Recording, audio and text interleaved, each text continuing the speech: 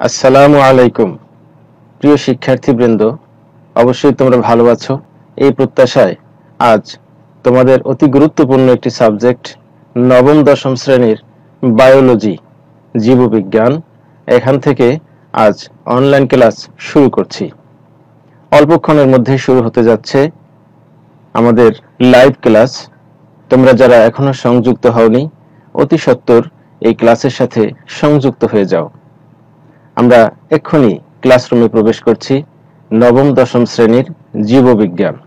প্রিয় শিক্ষার্থীবৃন্দ, তোমাদেরকে আবারও স্বাগত জানাচ্ছি online class ৩৫তম live class Morichbunia মাধ্যমিক বিদ্যালয়ের পক্ষ থেকে। আমি মোহাম্মদ সাইফুল আরিফ। আজ আমরা জীববিজ্ঞানের একটি অতি গুরুত্বপূর্ণ টপিক নিয়ে আলোচনা করব এবং এই বিষয়টি শুধুমাত্র এসএসসি পরীক্ষার্থী তথা নবম দশম শ্রেণীর শিক্ষার্থীদের জন্যই নয়, আমাদের সকলের জন্যই সমানভাবে জরুরি। এবং এই বিষয়টি ভিকটিম আমরা অনেকে হয়ে থাকি অথবা অনেককে এর দ্বারা আক্রান্ত হতে দেখি। সুতরাং এই বিষয়ে সচেতন হতে গেলে কিছু বেসিক তথ্য আমাদের অবশ্যই মাথায় রাখতে হবে। সেই লক্ষ্যে আজ অনলাইন ক্লাস এক্ষুনি শুরু করছি। সবাইকে আবারও স্বাগত জানাচ্ছি আমি এবং ক্লাসে সংযুক্ত হওয়ার বিনীত আহ্বান জানাচ্ছি।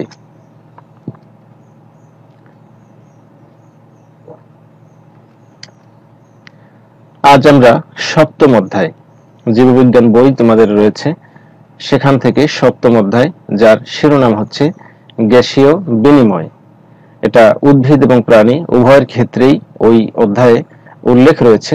তবে আমরা সম্পূর্ণ অধ্যায় নয়, একটি সুনির্দিষ্ট টপিকের উপরে আলোচনা তথা ক্লাস সীমাবদ্ধ রাখব। প্রিয় শিক্ষার্থীবৃন্দ, তোমরা এখানে একটি ছবি দেখতে পাচ্ছ। ব্ল্যাকবোর্ডে একটি ছবি দেখতে পাচ্ছ। ছবিতে কি দেখা যাচ্ছে? হ্যাঁ, তোমরা ঠিকই ধরেছ। একজন রোগী, তিনি ইনহেলার নামক এক ধরনের ওষুধ গ্রহণ করছেন। পাশে আরেকটি ছবি তোমরা দেখছো। অবশ্যই এটি জীববিজ্ঞানের স্টুডেন্ট যারা, তাদের কাছে পরিচিত। অর্থাৎ এই যে ছবিটি, এটি হচ্ছে আমাদের শ্বসনতন্ত্র। হ্যাঁ, ঠিকই ধরতে পেরেছো। তোমাদেরকে ওয়েলকাম জানাচ্ছি।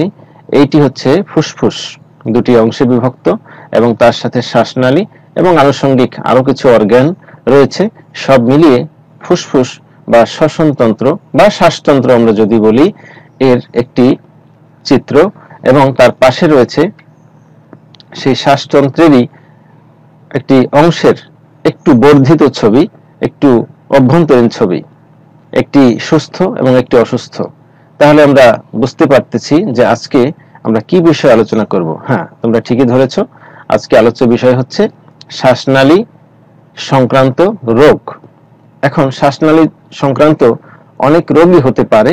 সেখান থেকে তোমাদের পাঠ্যপুস্তকে উল্লিখিত দুটি রোগ সম্পর্কে আমরা আলোকপাত করব। একটি হচ্ছে হাঁপানি এবং ব্রঙ্কাইটিস।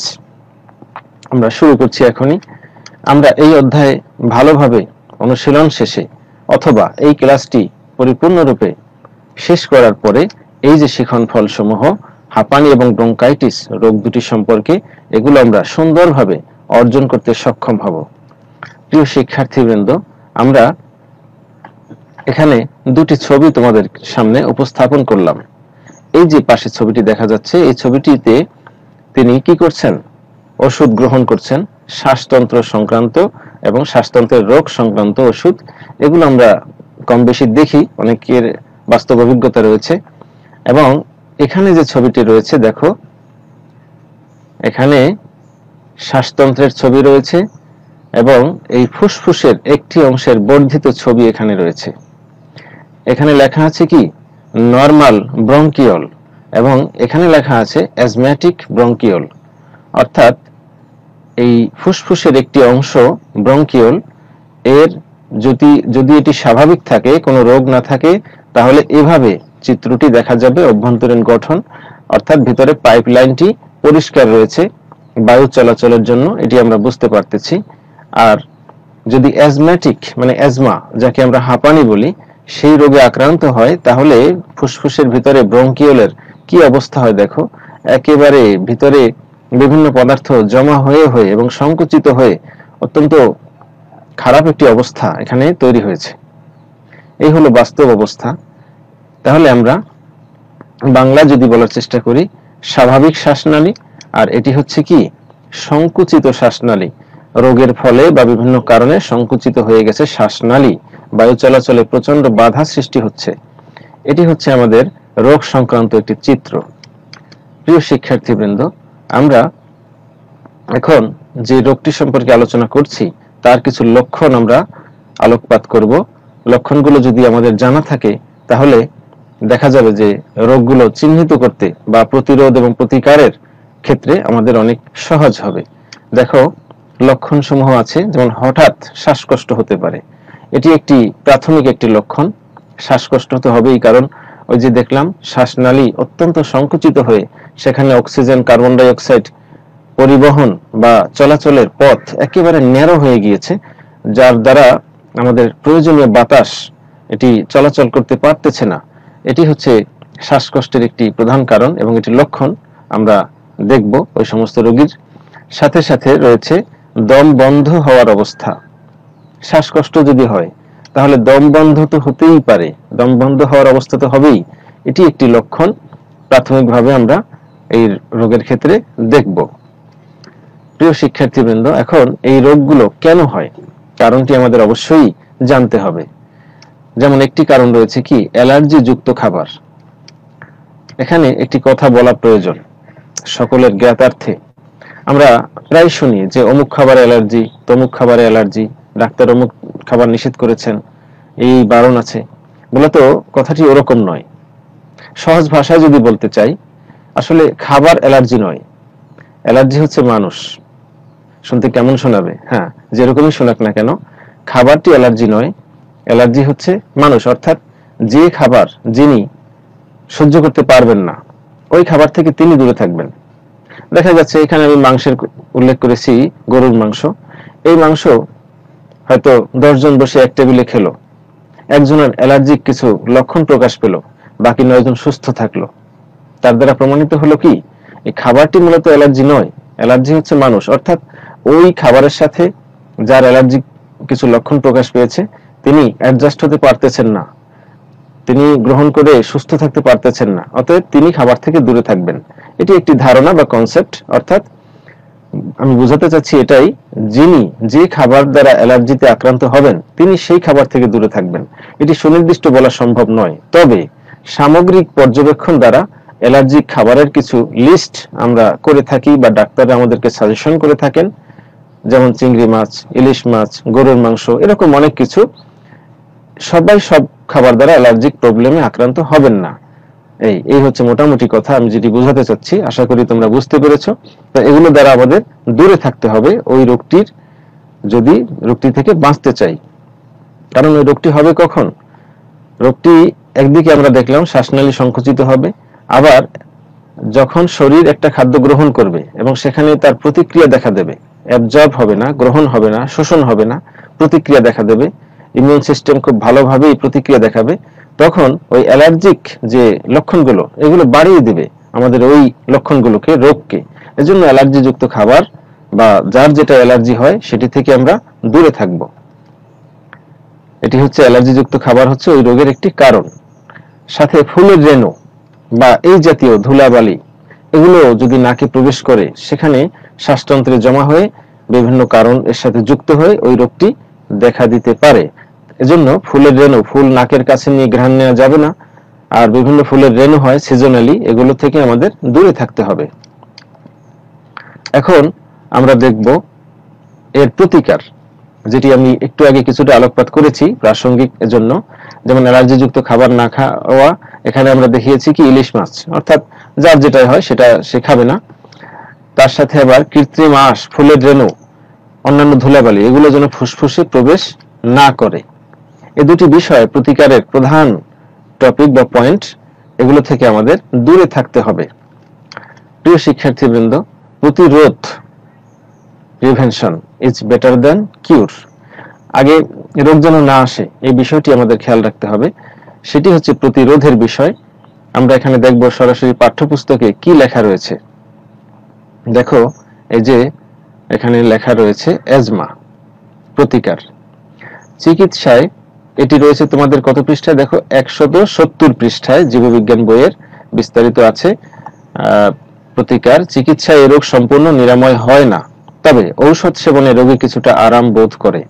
শুনলে অনেকটা খারাপ লাগবে, কিছু করার নেই, কারণ এই রোগ যদি একবার হয় এটা বলা যায় লাইফ লং, অর্থাৎ আমরা যতদিন বেঁচে থাকবো রোগটিকে সাথে নিয়েই বাঁচতে হবে। তবে অনেক কিছু মেনে, নিয়ম মেনে কিছুটা সুস্থ থাকা যায়, আরামে থাকা যায়।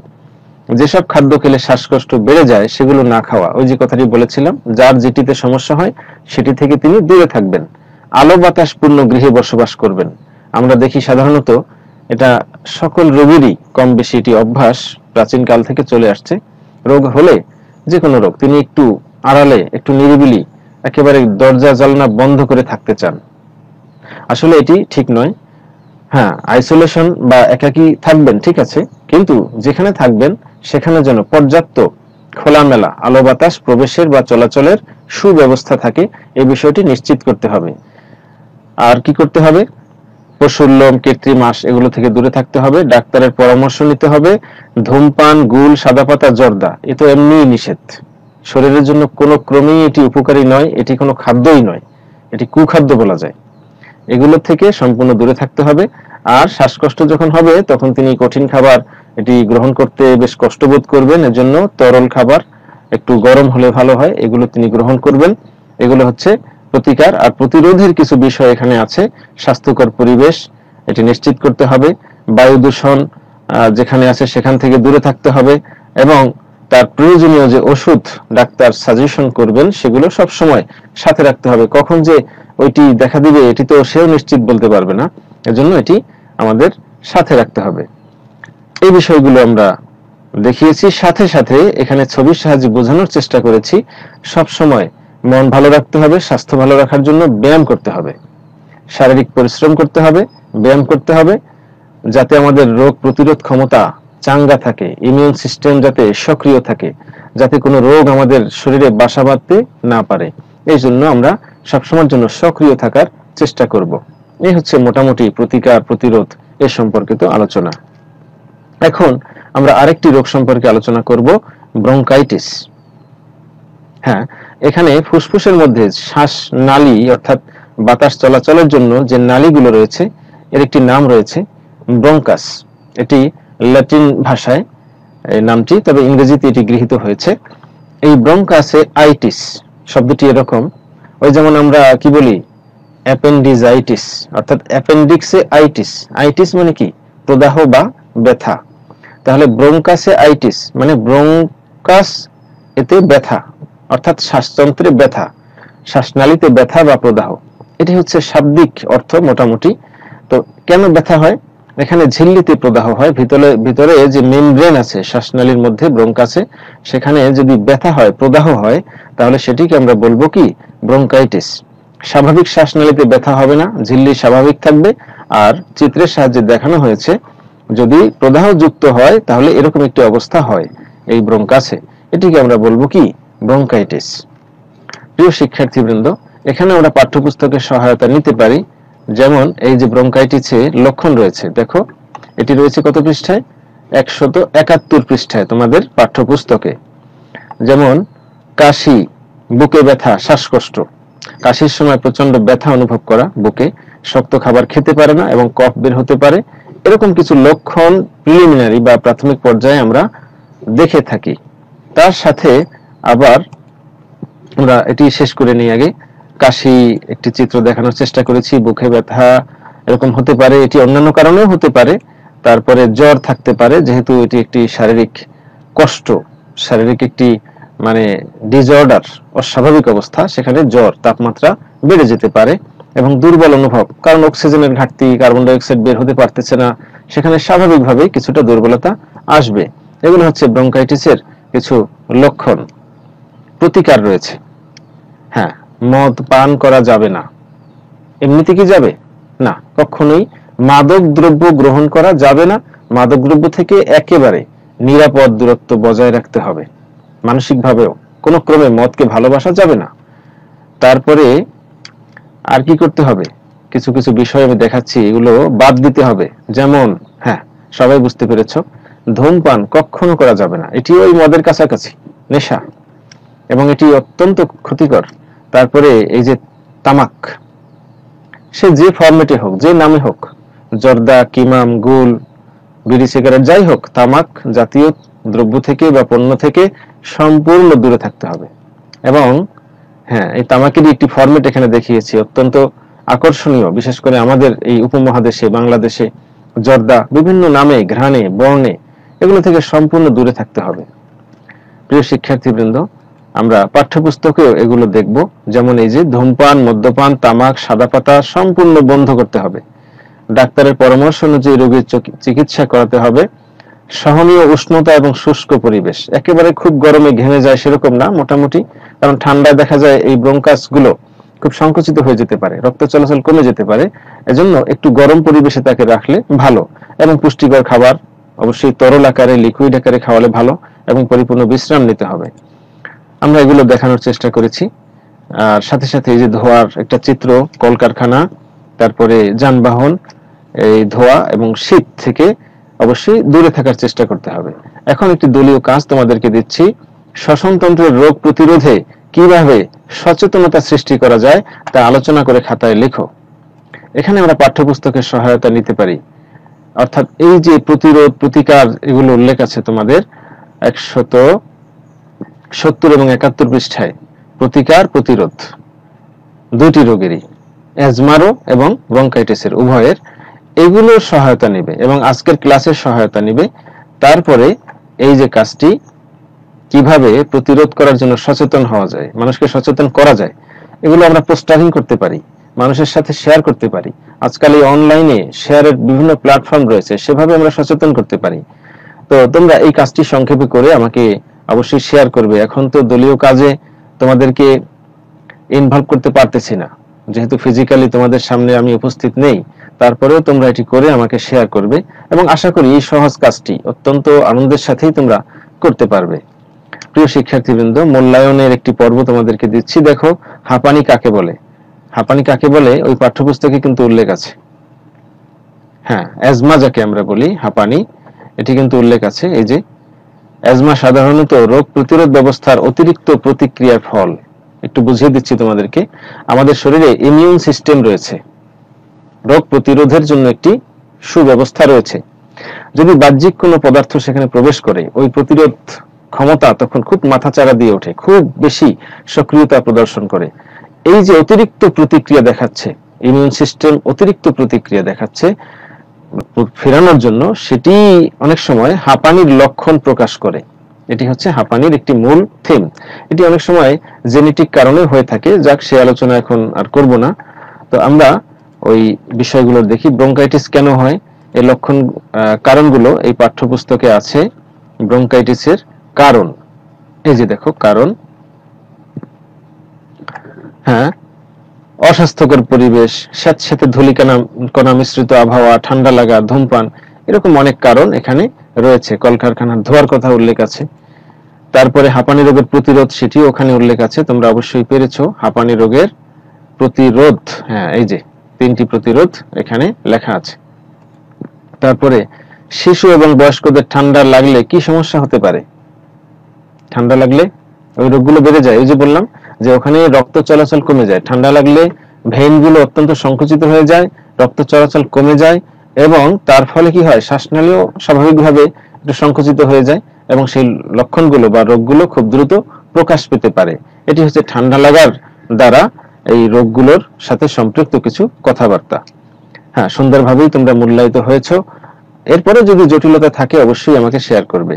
বাড়ির একটি কাজ তোমাদেরকে দিচ্ছি, যে হাঁপানি এবং ব্রঙ্কাইটিস রোগে অনেক সময় কাশির সাথে কফ বের হয় কেন? মূলত কফ শব্দটি ইংলিশ, এর অর্থই হলো কাশি। তারপরে বাংলায় প্রচলিত ভাবে আমরা কফ বলি আর কাশি বলি, সেই অর্থে এখানে লিখেছি, বা সবাই এটি ব্যবহার করেন। তাহলে সেই কফ কেন বের হয় তোমরা একটু চিন্তা ভাবনা করবে। আজকের আলোচনা দ্বারা অবশ্যই তার উত্তর বের করতে পারবে, এই বিশ্বাস আমার রয়েছে। এবং এই কাজটি করার পরে শেয়ার করবে আমার সাথে, সংরক্ষণ করবে খাতায়, এবং স্কুল খোলার পরে অবশ্যই দেখাবে। আমরা সুন্দরভাবে এই ক্লাসটি শেষ করতে পারলাম, এর জন্য সকলকেই আমি ধন্যবাদ জানাচ্ছি। প্রিয় শিক্ষার্থীবৃন্দ, এখন চারদিকে বিভিন্ন রকমের রোগ ব্যাধি রয়েছে। সামনে শীতকাল আসতেছে, আমরা সবাই সচেতন থাকব, নিজেকে সেভ রাখার চেষ্টা করব। বিশেষ করে যাদের রোগ প্রতিরোধ ক্ষমতা কম, অর্থাৎ একদম শিশু আর একদম বৃদ্ধ সদস্য যারা রয়েছেন আমাদের বাসায়, তাদেরকে একটু সেভ রাখার চেষ্টা করব। আর নিয়মিত পড়াশোনা, শারীরিক ব্যায়াম এবং স্বাস্থ্যকর পরিবেশ নিশ্চিত করতে হবে। এবং আগামীতে সুদিন আসবে এই প্রত্যাশায় আজ এ পর্যন্তই। সবাই ভালো থেকো। আসসালামু আলাইকুম ওয়া রাহমাতুল্লাহ।